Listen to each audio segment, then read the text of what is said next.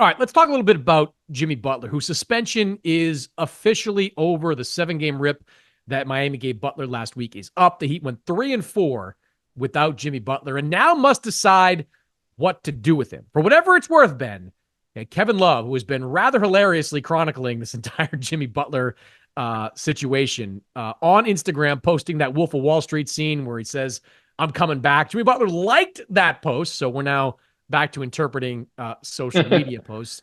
What do we make of this situation now? Is it tenable to bring Jimmy Butler back? Do they sit him down? Like, maybe when people listening to the show, this will already be resolved. But right now, we really don't know what Butler's going to do or Miami's going to do with Jimmy Butler. Well, there's so many layers of performance art to this whole thing, right? Like you got Jimmy in the coffee shop, you got Kevin Love on Instagram, you got Dwayne Wade giving these inspiring speeches on podcasts, you got the image of Pat Riley, the old school deal maker, the traditionalist who's not going to take any flack from anybody. I feel like everyone in this soap opera has done an amazing job of playing their role. And I don't know if it's actually helped or hurt the Heat, but it's given everybody a lot of content online. If I'm the Heat, I don't bring Jimmy Butler back until after the trade deadline. I want to sort this out. I think that it's gotten ugly enough and distracting enough where it's not in the best interest of the organization.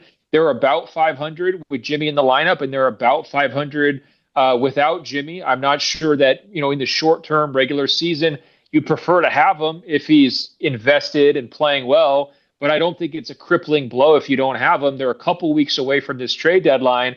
I wouldn't treat it as a suspension. I would just say, hey, you're on vacation here as we try to sort through these trade scenarios and see what we look like. Play some of these younger guys, give them a little bit more opportunities, continue to ride Tyler Hero, and just see where it goes. I think you send a weird message to your group.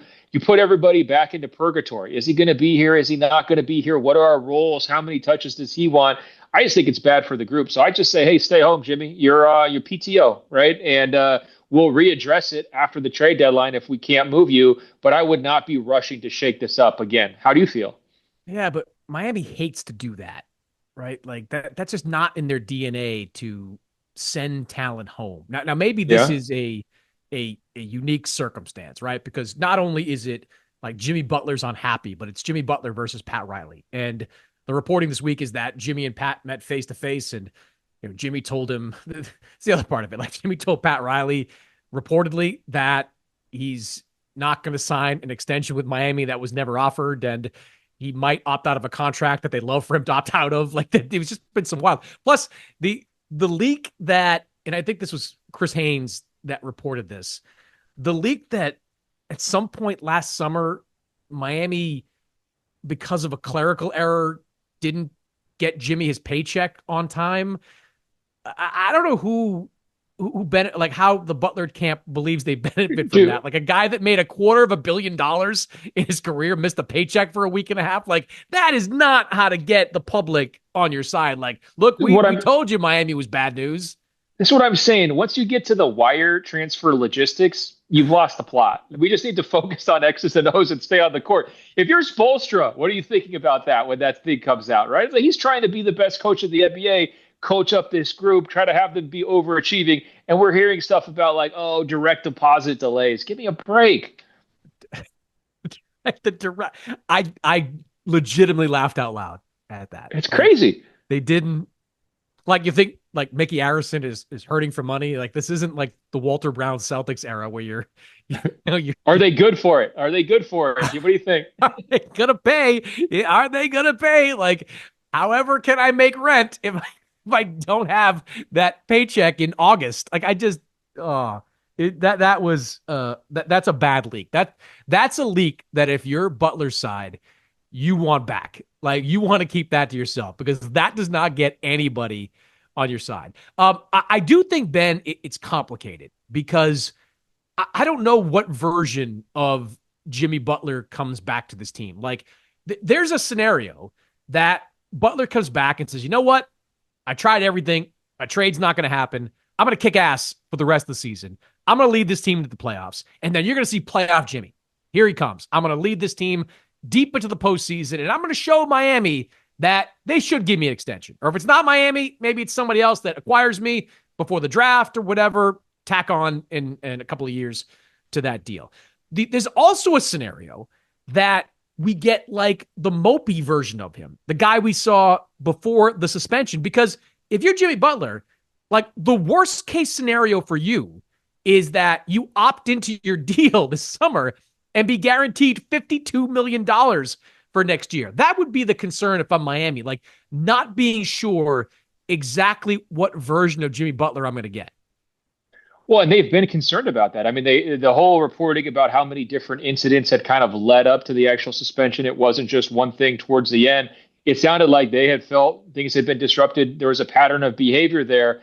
I don't know how you regain that trust if you felt the need to suspend him for 7 games, which is an outrageously long suspension by NBA standards for off-court behavior, from a team, right? So that's what I'm saying. I just don't think it's worth it. Like, at least punt it to the trade deadline and then pick up the pieces from there, see where your record stands. And I do think if you're Miami, like it's time to start thinking about what life is like without Jimmy, right? I mean, he's made it very clear he wants out.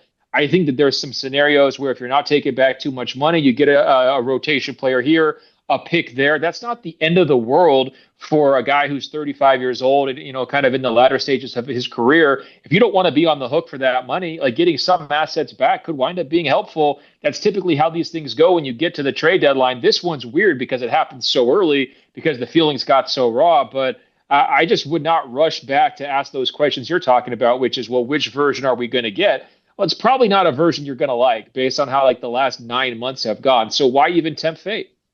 I do also like the transparency with Butler's approach. For a while, and I've been reporting this, others reported too, that it's been Phoenix or bust for Butler. He wanted to go to Phoenix, not because he's got a lifelong dream of playing with Kevin Durant, but because he knows Matt Ishbia would open up the wallet, open up the checkbook, and give him the money that he's looking for. I think Butler's team has realized that's probably not going to happen.